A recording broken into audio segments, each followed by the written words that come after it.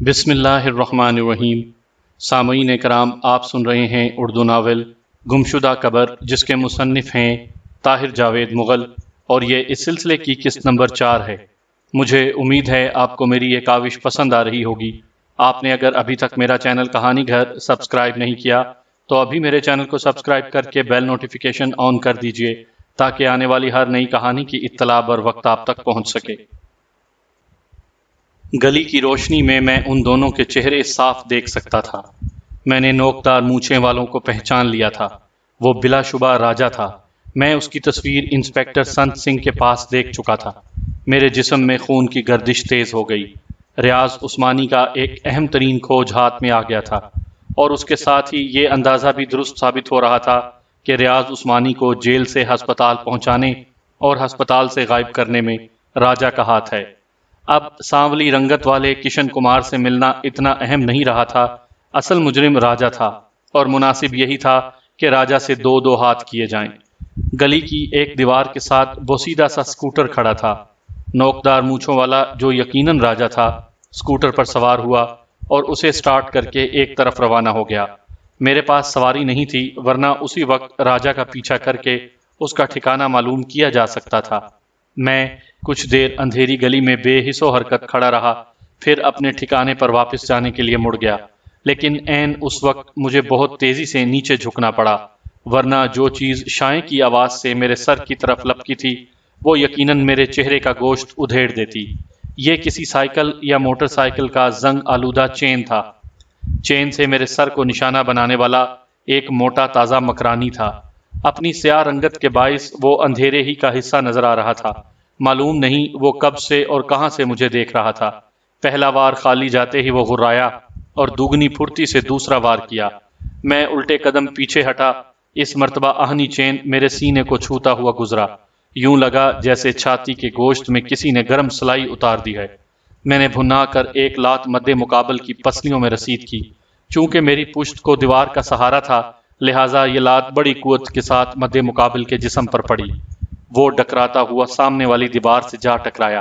عین اس وقت ایک ہیولا دائیں جانب سے نمودار ہوا۔ اس کے ہاتھ میں کوئی آہنی راڈ تھا۔ اس نے راڈ گھمایا۔ میں نے جھک کر یہ وار بچایا۔ آہنی راڈ پختہ دیوار سے ٹکرایا اور تاریکی میں چند چنگاریاں سی چمک گئیں۔ میں نے بند چھتری کی نوک سے ایک جچی تلی ضرب حملہ آور کے سینے میں لگائی۔ وہ تڑپ کر دوہرا ہو گیا۔ پھر میری ٹھوکر نے اسے بوسیدہ برج کی طرح الٹا دیا۔ میں واپس پلٹ کر بھاگنا چاہتا تھا، لیکن پہلا شخص بلال شاہ کے جناتی انداز میں مجھ سے لپٹ گیا۔ اسی اثناء میں ایک تیسرا شخص بھی پہنچ گیا۔ اس نے عقب سے میری گردن میں بازو ڈال دیا، اور صرف بازو ہی نہیں ڈالا، کسی وزنی چیز سے میرے سر پر ضرب لگائی۔ ایک آنکھوں میں ستارے ناچے اور میری مزاحمت دم توڑ گئی۔ چند منٹ بعد حواس بحال ہوئے تو میں نے خود کو ایک کمرے میں پایا۔ یہ ایک مختصر سا بیڈ روم تھا۔ ایک جانب چھلنگا چارپائی پڑی تھی۔ فرش پر ناریل اور نیم پختہ کیلے کے چھلکے بکھرے پڑے تھے۔ تپائی پر ایک بہت بوسیدہ ریڈیو رکھا تھا، اور اس میں سے عجیب و غریب آوازیں برآمد ہو رہی تھیں۔ بلب کی روشنی سے میں نے دیکھا میرے سینے سے خون بہہ رہا تھا۔ سر پر بھی چوٹ آئی تھی۔ میں قریباً 10 منٹ تک بے ہوش یا نیم بے ہوش رہا تھا۔ اس نیم بے ہوشی کے دوران میری جامع تلاشی لینے کے بعد میرے ہاتھ اچھی طرح پشت پر باندھ دیے گئے تھے۔ اس مقصد کے لیے رسی یا ڈوری کے بجائے وہی آہنی چین استعمال کیا گیا تھا، اور میری کلائیاں سخت تکلیف محسوس کر رہی تھیں۔ کمرے میں مجھے 3 صورتیں نظر آئیں، لیکن تینوں اجنبی تھیں۔ ان میں سے صرف ایک شخص کو میں اس کے ڈیل ڈول سے پہچان سکا۔ یہ وہی فربا اندام مکرانی تھا جس نے مجھ پر پہلا وار کیا تھا۔ اب وہ اپنی نہایت سرخ آنکھوں سے مجھے گھور رہا تھا۔ اسی دوران دروازے کی جانب سے اسکوٹر کے انجن کا شور سنائی دیا۔ یہ شور عین دروازے کے سامنے پہنچ کر رک گیا۔ جیسا کہ بعد میں معلوم ہوا، راجا کے کارندوں نے مجھے پکڑنے کے بعد کشن کمار کے کوارٹر میں بند کیا تھا، اور راجا کو اس کے گھر سے بلا لیا تھا تاکہ وہ مجھ سے پوچھ گچھ کر سکے۔ اسکوٹر پر آنے والا راجا ہی تھا۔ راجا لمبے ڈگ بھرتا ہوا اندر آیا۔ اس کی ایک انگلی مسلسل نوکدار مونچھوں پر گردش کر رہی تھی۔ مکرانی نے ایک طرف جا کر راجا سے کچھ خسر پسر کی، پھر وہ دونوں میرے پاس آ گئے۔ راجا نے اردو میں پوچھا، ہاں بیٹا جی، کون ہو تم اور یہاں کیا کر رہے تھے؟ اس کی عمر مجھ سے بمشکل 5-6 برس زیادہ ہوگی۔ اس کے منہ سے اپنے لیے بیٹے کا خطاب سن کر کچھ عجیب سا محسوس ہوا۔ میں نے کہا، میں ایک موٹر بوٹ پر ملازم ہوں۔ ہم 4 دن پہلے یہاں پہنچے ہیں۔ جزیرہ بدو پر میں پہلی بار آیا ہوں۔ اپنے مالک کی اجازت سے ذرا گھومنے پھرنے نکلا تھا۔ تمہارے آدمیوں نے پکڑ کر مار پٹائی کی اور یہاں بند کر دیا۔ وہ غرایا، کیا میں تمہیں گدھا نظر آتا ہوں؟ کشتیوں اور جہازوں کا عملہ بندرگاہ کے آس پاس رہائش اختیار کرتا ہے اور بندرگاہ سے باہر نہیں جا سکتا۔ تم اس وقت بندرگاہ سے تقریباً 4 میل دور پائے گئے ہو۔ میں نے اپنا شناختی کارڈ نکال کر راجا کے سامنے رکھ دیا۔ اس کارڈ پر نہ صرف میری تصویر چسپاں تھی بلکہ مکمل کوائف بھی لکھے تھے۔ ان کوائف کے مطابق میرا نام حیات خان تھا اور میں موٹر بوٹ جھانسی پر بطور رپورٹر ملازم تھا۔ کارڈ پر مہر اور مجاز افسروں کے سائن بھی موجود تھے۔ کارڈ دکھانے میں ایک خطرہ بھی تھا۔ جزیرے میں اس وقت میری حیثیت مفرور مجرم کی سی تھی۔ عین ممکن تھا کہ راجا یا اس کے ساتھی مجھے مفرور کی حیثیت سے پہچان جاتے۔ بہرطور خیر خیریت گزری۔ میرا شناختی کارڈ دیکھنے کے بعد راجا کا رویہ کچھ نرم پڑ گیا۔ اس نے مجھے صوفے پر بیٹھنے کو کہا اور خود بھی سامنے ایک کرسی پر بیٹھ گیا۔ میرے ہاتھ بدستور پشت پر بندھے ہوئے تھے۔ راجا بولا، میرے آدمی کہتے ہیں کہ تم گلی میں چھپ کر کھڑے تھے اور کشن کمار کے گھر پر نگاہ رکھے ہوئے تھے۔ میں پھر کہوں گا کہ آپ کے کرندوں کو غلط فہمی ہوئی ہے۔ بکواس بند کرو۔ مکرانی نے میری بات کاٹی اور مجھے گریبان سے پکڑ کر جھنجھوڑ ڈالا۔ پھر وہ راجا سے مخاطب ہوا، آپ اس کی کسی بات کا وشواس نہ کرو راجا صاحب، یہ کوئی بہت چالاک اور خطرناک شخص ہے۔ ہم تینوں نے بڑی مشکل سے قابو کیا ہے اسے۔ اوہ، راجا نے ہونٹ سکوڑے اور دلچسپی سے مجھے دیکھنے لگا۔ جس شخص کے چہرے پر میں نے ٹھوکر رسید کی تھی اس کی ناک سے خون رس رہا تھا اور وہ مجھے مسلسل کھا جانے والی نظروں سے گھور رہا تھا۔ بھڑک کر بولا، راجا صاحب، مجھے تو یہ خفیہ پولیس کا بندہ لگتا ہے۔ لڑائی بھڑائی کی خاص ٹریننگ لی ہوئی ہے اس نے۔ راجا کے چہرے پر دبا دبا جوش نظر آنے لگا۔ غالباً اپنے کرندوں کے منہ سے میرے خطرناک ہونے کی باتیں سن کر اس کا دل میرے ساتھ دو دو ہاتھ کرنے کو چاہ رہا تھا۔ راجا کثرتی جسم کا مالک اور مضبوط شخص تھا۔ اس کے ہاتھ بہت بڑے بڑے اور لوہے کی مانند سخت دکھائی دیتے تھے۔ وہ ہر پہلو سے ایک پھرتیلا اور جنگجو شخص نظر آتا تھا۔ غصیلے لہجے میں بولا، بیٹا جی، لگتا ہے جوانی بڑا جوش مار رہی ہے تمہارے اندر۔ ہاں چاچا جی، جوانی جو ہوئی، میں نے بھی تلخ ترش لہجے میں جواب دیا۔ باہر ایک بار پھر بارش نے زور پکڑ لیا تھا۔ اب ساتھ تیز ہوا بھی چلنے لگی تھی۔ اچھے خاصے طوفان کا سما بن گیا تھا۔ دروازے کھڑکیاں دھڑ دھڑ بج رہے تھے۔ کوارٹر کی چوبی چھت پر چھاجوں پانی برس رہا تھا۔ راجا عجیب ٹھہری ہوئی سی آواز میں بولا، مکرانی، ہاتھ کھول دو بیٹا جی کے۔ مکرانی ایک لمحے کے لیے ٹھٹکا، پھر اس نے آگے بڑھ کر میرے ہاتھ آہنی چین سے آزاد کر دیے۔ تم لوگ باہر جاؤ، راجا نے اپنے کارندوں کو حکم دیا۔ وہ بلا چوں چراں باہر نکل گئے۔ راجا نے دروازہ بند کر دیا اور میرے سامنے آن کھڑا ہوا۔ اس کا چہرہ غصے اور جوش سے تمتما رہا تھا۔ میرا گریبان تھام کر بولا، بڑی گرمی ہے تیرے خون میں، لے مار اپنے باپ کو مار۔ اس کے انداز سے ظاہر تھا کہ اسے اپنی قوت بازو پر حد سے زیادہ اعتماد ہے۔ غالباً وہ مجھے اپنے سامنے ایک نو عمر لڑکا سمجھ رہا تھا جو لڑائی بھڑائی میں کتنا بھی ماہر تھا، اس کے سامنے طفل مکتب ہی تھا۔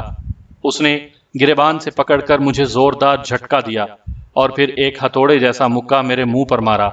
میں لڑکھڑا کر دیوار سے ٹکرایا۔ اپنی پہلی کامیابی نے اسے اور زیادہ شیر کر دیا۔ اس نے میری ٹانگوں میں ہاتھ دے کر مجھے اوپر اٹھانا اور زمین پر پٹکنا چاہا۔ جوش و خروش میں وہ اپنے دفاع کو بالکل نظر انداز کر گیا تھا۔ جوں ہی وہ مجھے دبوچنے کے لیے قریب آیا، میں نے پھرتی سے اس کی ناف میں گھٹنا مارا۔ وہ تکلیف سے دوہرا ہوا تو میں نے اس کی گردن بغل میں لی اور گھما کر نیچے گرا دیا۔ یہ سب کچھ ایسا آنن فانن ہوا کہ راجا ہلکی سی مزاحمت بھی نہیں کر سکا۔ اسے ہوش آیا اس وقت جب وہ میرے نیچے دبا ہوا تھا اور اس کی گردن بری طرح میرے بازو کے شکنجے میں کسی ہوئی تھی۔ یہ بڑی جان لیوا گرفت تھی۔ میں دباؤ میں اضافہ کر دیتا تو بے حد مضبوط ہونے کے باوجود راجا کی گردن سرکنڈے کی طرح ٹوٹ سکتی تھی۔ راجا کی آنکھیں ابلی ہوئی تھیں اور حلق میں سے خرر خرر کی مدھم آواز نکل رہی تھی۔ ایک ہی لمحے میں وہ عرش سے فرش پر آ گرا تھا اور بے بسی کے عالم میں میرے نیچے پڑا تھا۔ جی چاچا جی، گردن کی ضرورت ہے یا توڑ دوں اسے؟ میں نے اس کے کان میں تلخ سرگوشی کی۔ اس نے خود کو چھڑانے کے لیے یک بارگی زور مارا لیکن پھر فوراً ہمت ہار دی۔ میں نے اس کے نیفے میں ہاتھ ڈال کر ایک چھوٹے سائز کا مشین پسٹل نکال لیا، پھر راجا کے اوپر سے اٹھ کر کھڑا ہو گیا۔ راجا کچھ دیر فرش پر چت لیٹا، اپنی گردن سہلاتا رہا، پھر وہ بھی اٹھ کھڑا ہوا۔ میری انگلی مشین پسٹل کی لبلبی پر تھی اور اس کی سیاہ نال کا رخ راجا کے سینے کی طرف تھا۔ وہ کپڑے جھاڑ کر کرسی پر بیٹھ گیا اور مجھے بھی صوفے پر بیٹھنے کو کہا۔ یہ پسٹل مجھے واپس کر دو، وہ ٹھہری ہوئی آواز میں بولا۔ کیوں چاچا جان؟ میں نے اپنا طنزیہ لہجہ برقرار رکھا۔ اس لیے کہ یہ خالی ہے، لیکن اگر بھرا ہوا بھی ہوتا تو تمہیں اس سے کوئی خطرہ نہیں تھا۔ یہ تم سے میرا وعدہ ہے کہ جب تک تم اس چار دیواری میں ہو، میں یا میرے کارندے تمہیں کوئی نقصان نہیں پہنچائیں گے۔ اس نوازش کی وجہ پوچھ سکتا ہوں چاچا جان؟ اس لیے کہ میں نے تمہاری بہادری اور دلیری کو کھلے دل سے تسلیم کیا ہے۔ میں نے کہا، مجھے بہادر اور دلیر کہہ کر بھی تم اپنی ہی اہمیت جتا رہے ہو، یعنی تم جیسے رستم زمان کو نیچا دکھا کر میں نے خود کو دلیر ثابت کر دیا ہے، لیکن میں یہ سمجھتا ہوں کہ تمہیں زیر کرنا میرے لیے ہرگز فخر کی بات نہیں ہے۔ احساس ندامت سے ایک لمحے کے لیے راجا کا چہرہ سرخ ہو گیا، تاہم اس نے فوراً اس کیفیت پر قابو پا لیا اور بولا، میں تم سے دوستانہ ماحول میں بات کرنا چاہتا ہوں، لیکن میں ایسا نہیں چاہتا۔ میں نے تند و تیز لہجے میں کہا اور اپنے لباس کے اندر سے وہ ریوالور نکال لیا جو میں انسپیکٹر کی کوٹھی سے لے کر نکلا تھا۔ میں نے ریوالور کی نال راجا کی جانب سیدھی کرتے ہوئے کہا، میں ریوالور پکڑنا ہی نہیں چلانا بھی جانتا ہوں۔ تم نے کوئی چالاکی دکھائی تو مجھے گولی چلانا پڑے گی، اور ایسا کرتے ہوئے میں یہ ہرگز نہیں سوچوں گا کہ اس کے بعد میرے ساتھ کیا ہوگا۔ میری آواز کے ٹھہراؤ اور فیصلہ کن انداز نے راجا کی پیشانی پر پسینے کے موتی چمکا دیے۔ وہ ایک دم گمسم سا ہو گیا۔ غالباً اسے اندازہ ہو گیا تھا کہ اس کا واسطہ ایک ٹیڑھے شخص سے پڑ گیا ہے۔ میں نے کمرے کی تمام کھڑکیاں دروازے اندر سے بند کر دیے اور راجا کے سامنے بیٹھتے ہوئے کہا، ریاض عثمانی کہاں ہے؟ راجا کو جیسے 10,000 وولٹ کا کرنٹ لگ گیا۔ کون عثمانی؟ اس کے ہونٹوں سے بے ساختہ نکلا۔ وہی عثمانی جسے تم نے پہلے زہر دے کر مارنے کی کوشش کی اور پھر ہسپتال سے اغوا کر لیا۔ تمہارا دماغ تو ٹھیک ہے؟ بالکل ٹھیک ہے، اور ابھی تھوڑی دیر میں تمہارا بھی ٹھیک ہو جائے گا۔ تمہارے خلاف پورے ثبوت میرے پاس موجود ہیں، اور وارڈ بوائے کشن کمار کا کیس تو بالکل مکمل ہے اور اسی وقت عدالت میں بھیجا جا سکتا ہے۔ تم ہو کون؟ راجا ہکلایا۔ ابھی خود ہی تو تم مجھے بیٹا کہہ رہے تھے، میں نے اسے یاد دلایا۔ اس نے غور سے مجھے دیکھا۔ میرے خیال میں تم پولیس کے آدمی تو نہیں ہو؟ جزیرے کے ایک پولیس والے کو میں شکل سے جانتا ہوں، اور مجھے لگ رہا ہے کہ تم وہ بھی نہیں ہو جو تمہارا شناختی کارڈ بتا رہا ہے۔ شاید تم خاص اس شخص سے ملنے کے لیے ہی یہاں آئے ہو جس کا نام تم عثمانی بتا رہے ہو۔ اگر میں کہوں کہ ایسا ہی ہے تو پھر؟ وہ بولا، پھر تمہیں مجھے اپنے بارے میں تفصیل سے بتانا ہوگا۔ اس میں تمہارا فائدہ ہے، اور فائدہ یہ ہے کہ میں تمہیں ریاض عثمانی کے بارے میں کچھ اہم معلومات دے سکتا ہوں۔ اس فکرے کے ساتھ ہی راجا نے تسلیم کر لیا کہ وہ عثمانی کو جانتا ہے۔ مجھے اہم معلومات کی ضرورت نہیں، میں نے بے رخی سے کہا۔ ریاض عثمانی تمہارے پاس موجود ہے اور تم ابھی تھوڑی دیر میں اسے میرے حوالے کرو گے۔ راجا نے کہا، کیا میں سمجھوں کہ تم مجھے اپنے بارے میں کچھ بتانا نہیں چاہتے؟ میں بتا دوں گا، لیکن پہلے تم یہ تسلیم کرو کہ عثمانی اس وقت تمہارے پاس ہے۔ وہ کچھ دیر گہری نظروں سے میری طرف دیکھتا رہا، پھر بولا، میں یہ مانتا ہوں کہ عثمانی اس وقت زندہ سلامت جزیرہ بدو میں موجود ہے، اور میں تمہیں اس کے پاس پہنچا سکتا ہوں۔ تم بات کو الجھانے کی کوشش کر رہے ہو، میں نے کہا۔ بہرحال میں تمہیں بتانے میں کوئی حرج نہیں سمجھتا کہ میرا تعلق انڈین پولیس سے ہے۔ میرا عہدہ انسپیکٹر کا ہے، اور میں مشرقی پنجاب سے دور دراز کا سفر طے کر کے صرف ریاض عثمانی سے ملنے یہاں پہنچا ہوں۔ میرے انکشافات نے راجا کو حیران کیا، تاہم وہ اپنی حیرت پر قابو پاتے ہوئے بولا، تمہاری آمد کی وجہ جان سکتا ہوں؟ نہیں، یہ میں نہیں بتا سکتا۔ ہاں، یہ یقین دلاتا ہوں کہ تمہیں یا تمہارے ساتھیوں کو میری وجہ سے کوئی نقصان نہیں پہنچے گا۔ تم عثمانی کو میرے حوالے کر دو، میں خاموشی کے ساتھ یہاں سے نکل جاؤں گا۔ لیکن اگر عثمانی نے تمہارے ساتھ نہ جانا چاہا، یہ تمہارے سوچنے کی بات نہیں ہے۔ مجھے یقین ہے وہ میرے ساتھ جائے گا۔ اگر نہیں جائے گا تو میں اسے زبردستی نہیں کروں گا۔ دفعتاً کمرے میں رکھی ہوئی ایک بڑی الماری کے پیچھے سے نکل کر ایک شخص سامنے آ گیا۔ وہ قمیض اور پاجامے میں تھا، عمر تقریباً 35 برس، سر کے بال لمبے، داڑھی الجھی ہوئی، آنکھوں پر اینک تھی۔ میں اسے دیکھتا رہ گیا، یہی ریاض عثمانی تھا۔ ہوشیارپور میں اس کی بیوی کلثوم نے مجھے اس کی کئی تصویریں دکھائی تھیں۔ وہ بہت بدل چکا تھا، لیکن پھر بھی اپنی آنکھوں، ٹھوڑی اور ناک سے پہچانا جا رہا تھا۔ عثمانی کی ایک تصویر میں ساتھ لے کر آیا تھا، اور اس وقت بھی میرے لباس میں موجود تھی۔ عثمانی کو راجا کے گھر میں دیکھ کر مجھ پر حیرت کا شدید حملہ ہوا، لیکن زیادہ حملہ اس وقت ہوا جب عثمانی نے مجھ سے بات کی۔ کہنے لگا، اگر میں غلطی نہیں کر رہا تو تم انسپیکٹر نواز خان ہو۔ لیکن تمہیں کیسے معلوم ہوا؟ کلثوم کے خطوں سے۔ اس نے قریباً 8 مہینے قبل پہلی بار تمہارا ذکر کیا تھا۔ وہ تمہاری بہت مشکور تھی۔ اس کا کہنا تھا کہ بڑے مشکل حالات میں تم بڑے خلوص کے ساتھ اس کی مدد کر رہے ہو۔ اس کے بعد بھی اس نے اپنے کئی خطوں میں تمہارے حسن سلوک کا ذکر کیا ہے۔ راجا نے کہا، آپ دونوں بیٹھ جائیں اور بڑی تسلی تشفی کے ساتھ بات کریں۔ میں حیرت زدہ سا بیٹھ گیا۔ میرے اندازے غلط ثابت ہوئے تھے۔ میرا خیال تھا عثمانی کے ساتھ اتنی آسانی سے ملاقات نہیں ہو سکے گی۔ میرے اندازے کے مطابق ریاض عثمانی کو اگر وہ زندہ تھا تو کسی بہت محفوظ مقام پر رکھا گیا تھا اور وہ راجا کے سخت پہرے میں تھا، لیکن یہاں وہ اس گھر میں گھر کے فرد کی طرح بیٹھا تھا اور خوش و خرم نظر آ رہا تھا۔ نہ جانے وہ کب سے دیوار گیر الماری کے پیچھے موجود تھا اور ہماری باتیں سن رہا تھا۔ یہ چکر کچھ میری سمجھ میں نہیں آیا۔ عثمانی بڑے دھیان سے میرا چہرہ دیکھ رہا تھا۔ کھوئے کھوئے لہجے میں بولا، کہتے ہیں انسان میں 5 حصوں کے علاوہ ایک حص ہوتی ہے، اسے عام زبان میں چھٹی حص کہتے ہیں۔ میں اسے انسان کے اندر کی آواز کہتا ہوں۔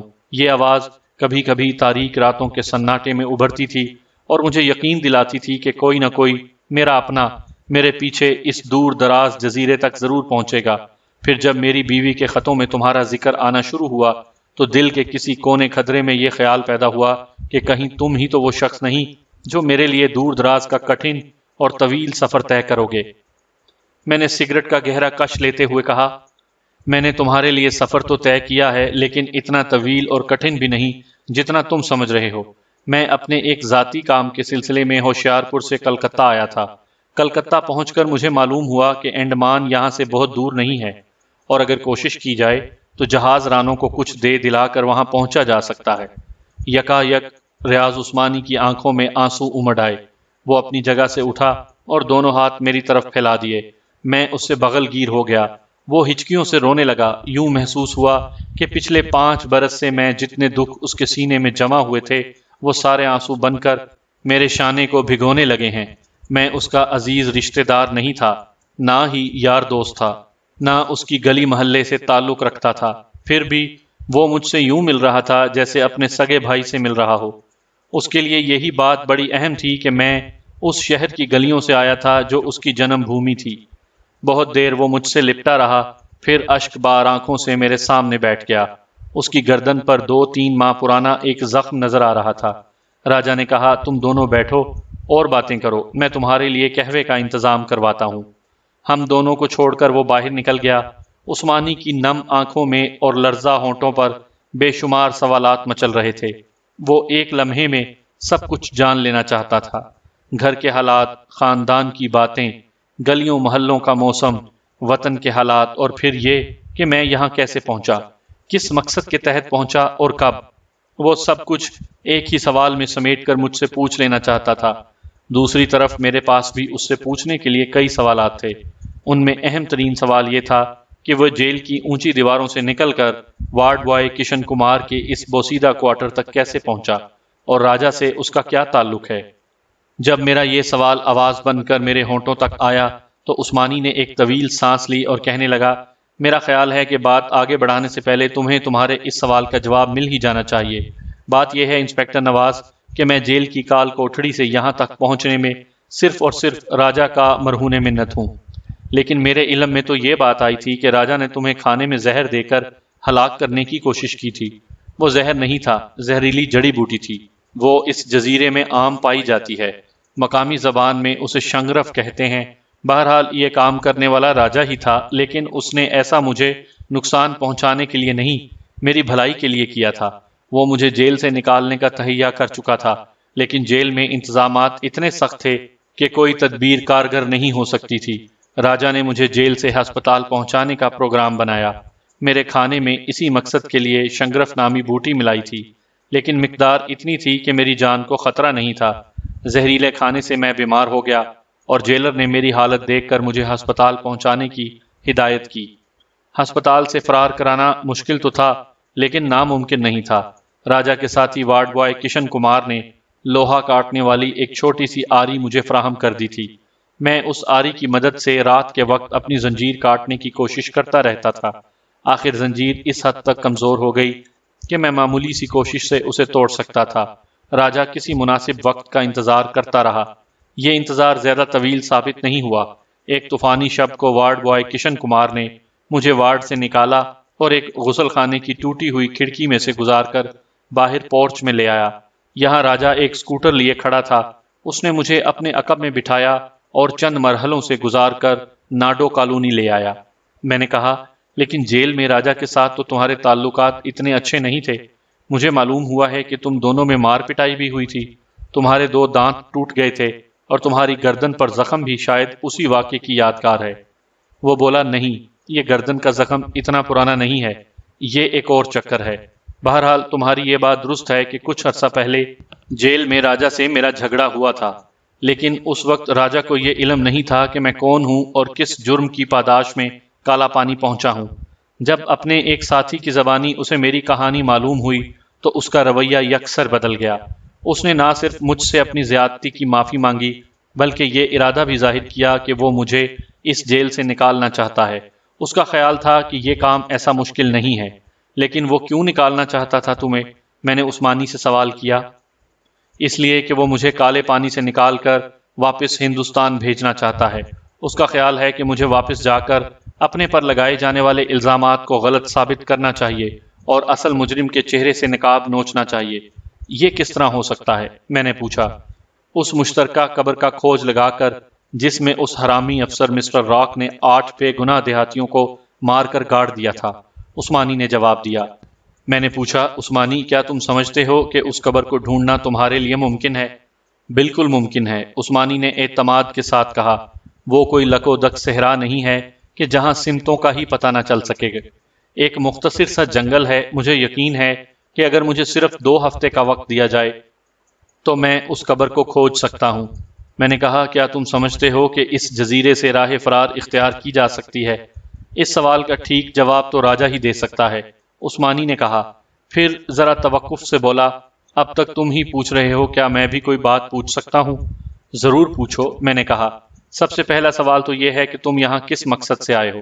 میں نے مسکرا کر کہا، اس سوال کا مختصر ترین جواب یہ ہے کہ میرا مقصد وہی ہے جو تمہارے بقول راجا کا ہے۔ میں یہی نیت لے کر یہاں آیا ہوں کہ تم سے اس واردات کے بارے میں پوچھوں جس کا اصل اور بڑا مجرم مسٹر راک ہے، اور اگر ہو سکے تو تمہیں اس جزیرے سے نکال کر آزاد فضاؤں میں لے جاؤں۔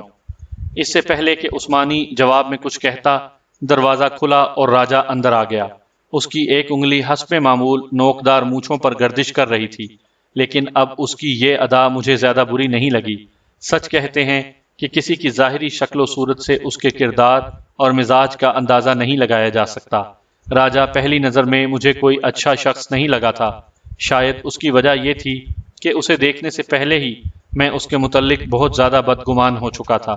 بعد میں پے در پہ جو حالات سامنے آئے ان سے بھی یہی پتہ چلا کہ راجا ہر مرحلے میں عثمانی سے دشمنی مول لیتا رہا ہے، لیکن اب عثمانی سے ملنے کے بعد تصویر کا ایک بالکل دوسرا رخ سامنے آیا تھا۔ پتہ چلا تھا کہ عثمانی کے سلسلے میں میرے اور راجا کے خیالات بالکل ایک جیسے ہیں۔ راجا بھی انگریز سرکار کا زخم خوردہ تھا اور اپنے وطن سے سینکڑوں میل دور ایک اجنبی جزیرے میں آباد ہونے پر مجبور ہو گیا تھا۔ وہ اس شخص کا دکھ سمجھ سکتا تھا جسے نہ کردہ گناہ کی سزا میں ہمیشہ کے لیے بیوی بچوں سے دور کر دیا گیا تھا۔ اس گرجتی برستی رات میں اس کمرے کے اندر راجا، عثمانی اور میرے درمیان طویل گفتگو ہوئی، ساتھ ساتھ قہوے کا دور چلتا رہا۔ میں نے عثمانی کو اس کے گھر اور بیوی بچوں کے حالات سے آگاہ کیا۔ میری زبانی آصف خان کی ریشہ دوانیوں کا سن کر عثمانی کا خون کھول گیا، تاہم میں نے وہ واقعہ چھپا لیا جس کا ذکر عثمانی کو لہو کے آنسو بہانے پر مجبور کر سکتا تھا۔ میرا مطلب کمسن حمیدہ پر آصف خان کے ہاتھوں گزرنے والی قیامت سے ہے۔ گفتگو کے دوران میں نے راجا کو کریدنا چاہا کہ وہ عثمانی کو جزیرے سے نکالنے کے لیے کیا طریقہ اختیار کرے گا، مگر وہ اس سوال کو گول کر گیا۔ شاید وہ اتنی جلدی مجھ پر اس حد تک اعتماد نہیں کرنا چاہتا تھا۔ بہرحال اس بات کا اندازہ مجھے ہو گیا کہ اس کے ذہن میں کوئی خاص منصوبہ موجود ہے اور وہ جلد ہی اس منصوبے پر عمل کرنے والا ہے۔ مجھے اس جزیرے پر اترے ہوئے 4 روز ہو چکے تھے۔ ہماری موٹر بوٹ کو پروگرام کے مطابق صرف 6 روز یہاں رکنا تھا۔ اس کا مطلب تھا کہ اگر 2 روز مزید گزر گئے تو بوٹ میرے بغیر ہی واپس چلی جائے گی۔ اس کے بعد میری واپسی کیسے ہوگی؟ یہ ایک بے حد تشویشناک سوال تھا۔ میں نے فیصلہ کیا کہ جس طرح بھی ہو سکے بوٹ کے مالک عبداللہ نصیری سے رابطہ کرنا چاہیے۔ ظاہر ہے میں خود تو عبداللہ کے پاس جا نہیں سکتا تھا، مقامی پولیس میری تلاش میں تھی اور میرے محسن انسپیکٹر سنت سنگھ نے بتایا تھا کہ عبداللہ کی نگرانی کی جا رہی ہے۔ سوچ بچار کے بعد میں نے انسپیکٹر سنت سنگھ سے ہی کہا کہ وہ عبداللہ سے رابطہ کر کے تازہ ترین صورتحال معلوم کرے۔ سنت سنگھ نے حامی بھر لی اور وہ اس روز عبداللہ سے ملا اور میرے لیے ایک خوشخبری لے آیا۔ عبداللہ نصیری نے اپنا اثر و رسوخ استعمال کرتے ہوئے مجھ پر آنے والی مصیبت کافی حد تک ٹال دی تھی۔ وہ انگریز افسروں سے ملا تھا اور انہیں باور کرایا تھا کہ حیات خان کے بارے میں انہیں غلط اطلاعات دی گئی ہیں اور وہ فی الواقع ایک ملازم پیشہ شخص ہے۔ عبداللہ نصیری نے اپنا ایک آدمی بھی انسپیکٹر سنت سنگھ کے ساتھ بھیجا تھا۔ یہ شخص بورڈ پر فورمین تھا اور ہم سب اس کے ماتحت کام کرتے رہے تھے۔ فورمین نے مجھے بتایا میڈم کوشیلا سے عبداللہ نصیری کے تعلقات بگڑ گئے ہیں۔ عبداللہ نصیری کو اس بات کا پتہ چل گیا ہے کہ جزیرے کی پولیس کو تمہارے پیچھے لگانے والی کوشیلا ہی ہے۔ اسے اس بات پر بے حد غصہ ہے کہ کوشیلا نے پولیس کے مخبر کا کردار ادا کیا ہے۔ چند روز پہلے اس نے کوشیلا کو دھکے دے کر گھر سے نکال دیا۔ فورمین نے یہ بھی بتایا کہ بوٹ کی روانگی کا پروگرام بدل گیا ہے، اب وہ 5 کے بجائے 12 تاریخ کو جزیرے سے روانہ ہوگی۔ اس نے مجھ سے کہا کہ میں اس کے ساتھ چلوں اور ایک بار پولیس کے سامنے پیش ہو جاؤں۔ قدرتی طور پر میرے دل میں یہ بات آئی کہ کہیں یہ کوئی چال نہ ہو۔ میں نے انسپیکٹر سنت سنگھ سے مشورہ کیا۔ انسپیکٹر نے کہا بظاہر تو کوئی چال نظر نہیں آتی، بہرحال تمہیں جو بھی کرنا ہے اپنی ذمہ داری پر کرنا ہے۔ تم نے کچھ وقت عبداللہ نصیری کے ساتھ گزارا ہے اور اسے مجھ سے بہتر جانتے ہو۔ سوچ بچار کے بعد میں نے فورمین کے ساتھ جانے کا فیصلہ کر لیا۔ ہم شام قریباً 8 بجے کھاڑی پر پہنچے۔ عبداللہ سے اس کے کوارٹر میں ہی ملاقات ہوئی۔ یہاں سب اچھا تھا۔ عبداللہ خندہ پیشانی سے ملا۔ آدھ پون گھنٹے کے اندر اندر میرے بیشتر خدشات دور ہو گئے۔ عبداللہ کے ساتھ اگلا دن میں نے کافی مصروف گزارا۔ ہم پہلے ایک اعلیٰ انگریز آفیسر کے پاس گئے، پھر مقامی پولیس اسٹیشن میں پیش ہوئے۔ اسٹیشن کے انچارج نے ہمیں ایک فوجی اہلکار کے ساتھ کچھ کاغذات بنوانے کے لیے روانہ کر دیا۔ بہرحال یہ ایک طویل کارروائی تھی جس کا ذکر یہاں بے محل ہے۔ قریباً 48 گھنٹے کی بھاگ دوڑ کے بعد ہم اس چکر سے نکل سکے اور عبداللہ مجھے اپنے ساتھ لے کر واپس کھاڑی والے مکان میں آیا۔ یہاں بورڈ کا سارا عملہ موجود تھا اور میری مشکل آسان ہونے پر خوش نظر آتا تھا۔ اگر بورڈ کے ساتھیوں میں سے کوئی موجود نہیں تھا تو وہ کوشیلا تھی، جو عبداللہ نصیری سے گالم کلوچ کے بعد اس ٹھکانے کو چھوڑ چکی تھی۔ اگلے روز رات کو میں راجہ سے ملنے ناڈو کالونی جا رہا تھا کہ ایک آواز سن کر چونک گیا۔ یہ راجہ کے خستہ حال سکوٹر کی آواز تھی۔ سکوٹر میرے سامنے تاریک گلی میں داخل ہوا اور نگاہوں سے اوجھل ہو گیا۔ یہ ناڈو کالونی ہی کی وہی گلی تھی جس میں 4 روز پہلے نرس شمیم سے میری ملاقات ہوئی تھی اور میں نے اس کے کوارٹر میں بیٹھ کر اس کی دردناک کہانی سنی تھی۔ میں نے سوچا ہو نہ ہو راجہ اسی نرس سے ملنے جا رہا ہے۔ نرس شمیم سے راجہ کا کیا تعلق ہو سکتا تھا؟ یہ ایک اہم سوال تھا اور اس سوال کی کشش مجھے کھینچ کر اس گلی میں لے گئی۔ رات کے 9 بج چکے تھے، گلی سنسان نظر آ رہی تھی۔ میں نے 100-150 قدم کا فاصلہ طے کیا اور میرا اندازہ درست ثابت ہو گیا۔ راجہ کا سکوٹر نرس شمیم اور دایا جان کی کور کے گھر کے عین سامنے کھڑا تھا۔ میں معمول کی رفتار سے چلتا ہوا دروازے کے سامنے سے گزر گیا۔ دروازہ ادھ کھلا تھا اور برآمدے میں روشنی ہو رہی تھی۔ نہ جانے میرے دل میں کیا آئی کہ میں واپس مڑا اور ادھ کھلے دروازے سے گزر کر نرس شمیم کے گھر میں داخل ہو گیا۔ اگر مجھے دیکھ لیا جاتا تو بھی کوئی زیادہ پریشانی کی بات نہیں تھی۔ میں کہہ سکتا تھا کہ اہل خانہ سے ملنے کے لیے آیا ہوں، لیکن مجھے دیکھا نہیں گیا اور میں اطمینان سے چلتا اس کمرے کے سامنے پہنچ گیا جہاں دایا جان کی کور اور شمیم راجہ کے ساتھ باتیں کر رہی تھی۔ ساتھ والے کمرے میں دوسری نرس گہری نیند سو رہی تھی۔ اس کا مطلب تھا کہ کوارٹر میں ایسا کوئی شخص موجود نہیں تھا جو مجھے دیکھ سکتا۔ میں دروازے کے پاس ہی تاریکی میں کھڑا ہو گیا اور اندر ہونے والی گفتگو سننے لگا۔ جان کی بلند آواز میں کہہ رہی تھی، پتر اگر تیرے من میں اس کے لیے تھوڑی بہت بھی محبت ہے تو پھر اس سے بیاہ کر لے، دیر مت کر، میں تو کہتی ہوں کل ہی نکاح پڑھوا کر اسے گھر لے جا۔ لیکن خالہ اتنی جلدی کیسے ہو سکتا ہے؟ راجہ کی آواز آئی، تجھے پتا ہے میں قیدی ہوں، مجھے پہلے جیل کے دفتر سے اجازت نامہ لینا ہوگا، پھر میری پہلی بیوی بھی ہے، معلوم نہیں وہ کیا کہے گی۔ تو بس پھر سوچتا رہ، جان کی بھڑک کر بولی۔ وہ حرام زادہ اس کو اٹھا کر لے جائے گا اور مار کر لاش کہیں پھینک دے گا۔ کل وہ پھر آیا تھا، ساری رات اس نے گزاری ہے یہاں، دیکھ کیا حال کر دیا ہے اس نے بچی کا۔ شمیم سسکیوں سے رونے لگی۔ راجا اسے دلاسا دیتے ہوئے بولا، تم کیوں روتی ہو؟ میں آ گیا ہوں نا یہاں، دیکھ لوں گا آج اس سورما کو۔ حرامی کی وردی اتار کر کفن نہ پہنا دیا تو راجا نام نہیں۔ اگلے 3-4 منٹ میں کمرے کے اندر جو گفتگو ہوئی اس نے صورتحال بہت حد تک واضح کر دی۔ جیسا کہ میں نے بتایا ہے، عثمانی کیس کے سلسلے میں نرس شمیم اور ایک دوسری نرس کو پکڑ لیا گیا تھا اور پولیس والوں نے انہیں سخت تشدد کا نشانہ بنایا تھا۔ اس سلسلے میں ایک انسپیکٹر اور سب انسپیکٹر کا خاص طور پر نام لیا جا رہا تھا۔